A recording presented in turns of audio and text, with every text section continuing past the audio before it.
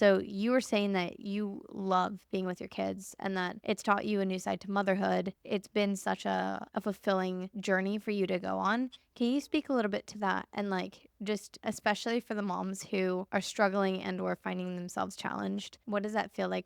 What have you found? I love the idea that you can make this lifestyle whatever you want, right? It's very customizable. And so if there's something where you just feel like you're dreading, then maybe you need to change it, right? Like, and that's so beautiful about it. I feel like we don't really, many of us is how we've been raised is that there's so much like, well, things are done this way and we have to produce it this way. It's kind of that factory line production, right, of education. And so I've actually found speaking with some mothers is they have a really hard time even knowing what it is that they want for their family, right?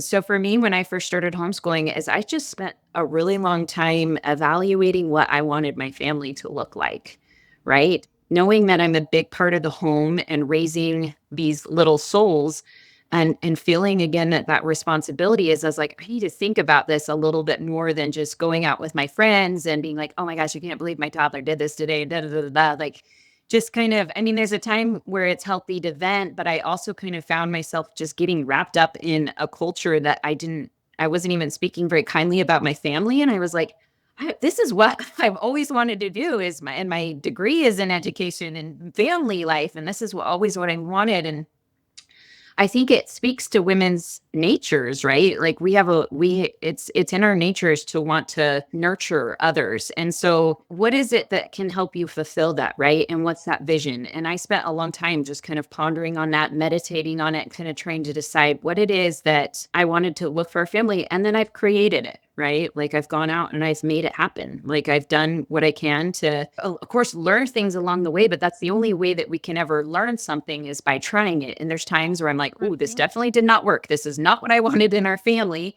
And I'm always reevaluating. There's times where I'm just like, oh, this is not the direction that I want us to be going. And so I'm going to shift gears and kind of help see and what tools and resources can I use to do that. So I think a big part is just figuring out what it is that you want and how to get there and being willing to like let go of kind of like the expectations of everybody else around you, and the fear of what other people might think. I think that also holds a lot of people back from creating and being on that creative side versus on again, it's more of a reactive side. Like, well, I feel like I've got to hurry and get all these workbooks done because if so and so comes over and asks my kid a question, I want them to be able to answer that question because I'm so worried that somebody's going to think we're behind or something like that. But it's so much bigger than that, right? Like, is that really what's best for you? Is that's really what's best for your child? And I think the biggest thing is also just, again, I keep going back to this is relationships with your children, right? Like, even above all the educations, a lot of the times, and I'm sure you've heard this, but we'll see kids, especially that have been in school systems for a really long time, they kind of come home and homeschool and there's just this disconnection between the family or the mother and the child.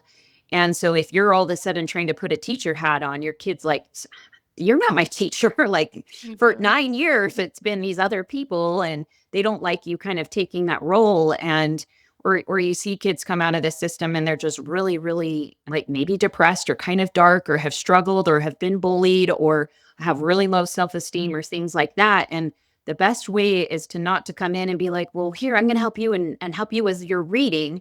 And we're going to spend all day focusing on reading or your math because you're so behind in math. The best thing you can do is to help them heal and to help them start to find a love for learning again. I think it's psychology 101 that when a child doesn't feel secure in their environment, they're not going to progress. And so a big part of that as a mother is to make sure that you are enjoying your family and enjoying being with your kids because they'll feel that and then they'll be able to start to heal or to thrive after that.